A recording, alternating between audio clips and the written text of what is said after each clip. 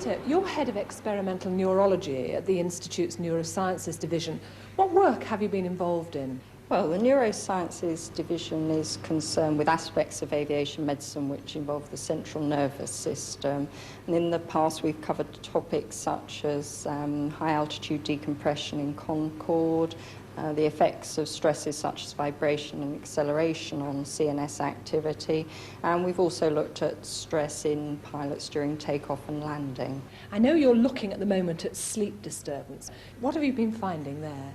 Well, with regard to civil aircrew, the development of long-range aircraft gives rise to very irregular patterns of rest and activity, and together with time zone changes, inevitably leads to very disturbed sleep.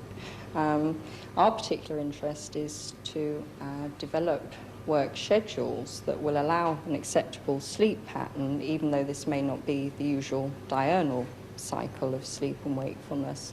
And these sorts of studies provide a very important input to deciding flight time limitations. And in this area, we work very closely with the Civil Aviation Authority and UK Airlines.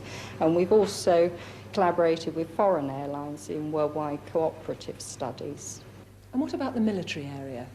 With regard to military aircrew, there are recommendations that hypnotics, short-acting hypnotics, again, can be used to preserve sleep in operations. And in fact, this was very successful in the Falkland Islands campaign, where aircrew were required to fly very long sectors overnight. And we're presently looking at medications to maintain vigilance. And in fact, the study going on in the laboratory at the moment is part of that programme, and we're looking at performance and electroencephalographic measures of CNS activity during long periods of work, starting at different times of the day. Presumably your findings are extremely useful in other areas, doctors working long hours in hospitals and people doing shift work.